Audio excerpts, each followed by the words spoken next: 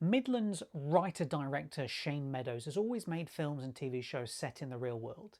His social, political and racial commentary on the working class in the Midlands and Yorkshire has always hit hard and true. His work in that area of filmmaking is possibly only eclipsed by Ken Loach. With Meadows' second official feature film, he once again hits the hard truths about coming of age in the 1990s in the Midlands. Two best friends, Knock Knock and Romeo, are pulled apart when mysterious Morell turns up and starts to come between them as he tries to romance Romeo's sister Ladine. A staggeringly funny and brutal film. This is A Room for Romeo Brass.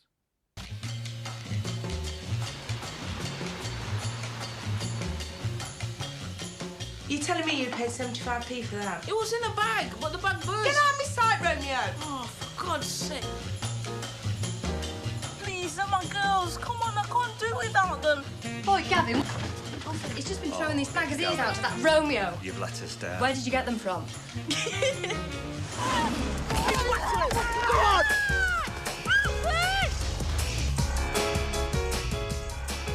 Twice his size. She's a lovely looking girl. She likes you too, you know. Ladine. Well, 50% of it is liking you, 50% of it is clothes.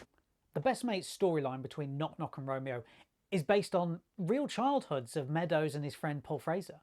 As kids, they would knock about together. When Fraser injured his spine, was left bedridden for months, he started to enter writing competitions and practice close-hand magic. Meadows was left to his own devices at this time. It was only once Fraser was up and able to go out that their friendship was rekindled. That is, until Meadows shot Fraser in the stomach with an air rifle, causing him to be banned from hanging out with his best mate by Fraser's parents. These childhood moments form the basis for the central storyline in this film. The introduction of Knock Knock and Romeo in the film finds them hanging around together inside and outside of school, and when Knock Knock goes to a swimming pool to help aid his recovery, Romeo is right there, swimming alongside him.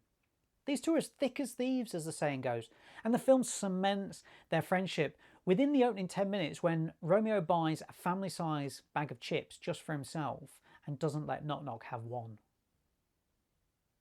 It's a testament to the great acting by newcomers Andrew Shim and Ben Marshall that they make us like and care about both of the characters, even while the credits are still rolling.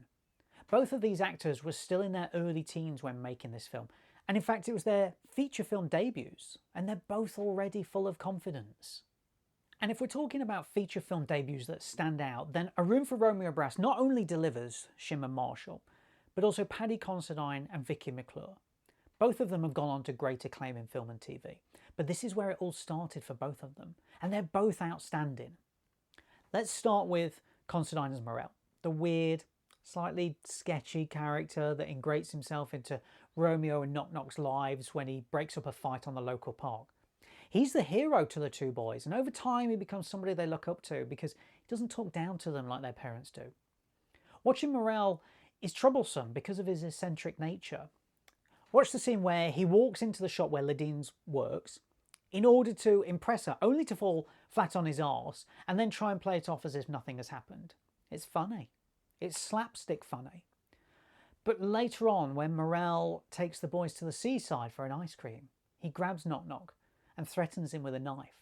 But that's the genius of Considine's performance in being able to switch Morell from clown to killer in the blink of an eye.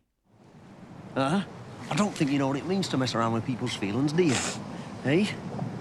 Hey? If you're gonna learn your fucking lesson, man, you don't mess around with people like that. What had I done to you? What had I done to you to deserve that? Fuck all.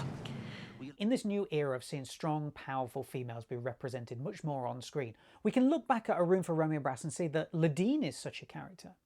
Even at 20-something, she seems to have a life together. She works in a fashion shop, bringing in the money for her family. She's the matriarch and the patriarch of the family.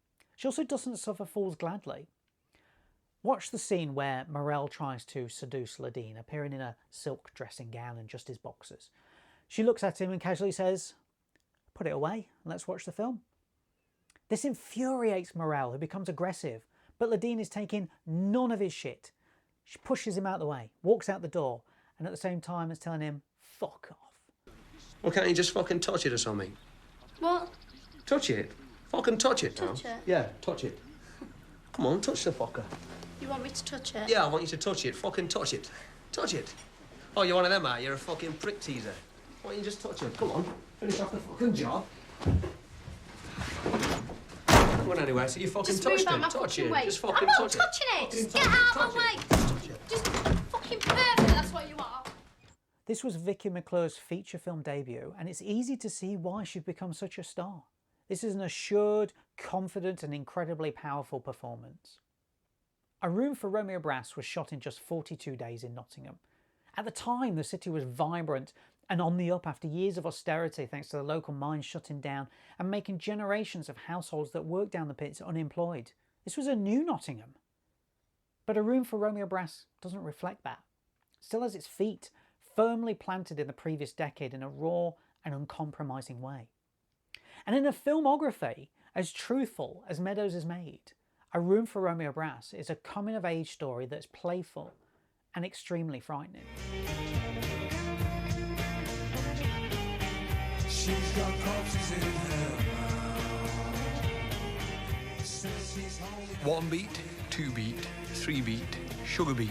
My heart is beating for you.